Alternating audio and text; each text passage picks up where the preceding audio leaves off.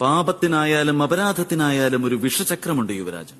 അപരാധിയെ അപരാധം പ്രവർത്തിക്കുന്നതിൽ നിന്നും തടഞ്ഞില്ല എങ്കിൽ അവർ വലിയ വലിയ അപരാധങ്ങൾ പ്രവർത്തിച്ചുകൊണ്ടേയിരിക്കുന്നതാണ്. അങ്ങനെ സ്വന്തം ആത്മാവിനെ അവർ ഏറ്റവും കൂടുതൽ ദരിദ്രമാക്കുകയും അതിനെ സ്വയം അവർക്ക് നിയന്ത്രിക്കുവാനുള്ള ക്ഷമതയില്ലാതാവുകയും ചെയ്യും. അപരാധത്തിനുള്ള കാരണമില്ല എങ്കിൽ പോലും അവർക്ക് അപരാധത്തിൽ നിന്നും മുക്തി ലഭിക്കുന്നതേ. എപ്രകാരമാണോ മണ്ണ് സേവിക്കുന്ന ബാലകനെ ബലം പ്രയോഗിച്ചുകൊണ്ട് ആ പ്രവൃത്തിയിൽ നിന്നും തടയേണ്ടി വരുന്നത്, അപ്രകാരം തന്നെ അപരാധിയെയും ബലിഷ്ഠമായി അപരാധങ്ങൾ പ്രവർത്തിക്കുന്നതിൽ നിന്നും തടയേണ്ടതും അനിവാര്യം തന്നെയാണ്.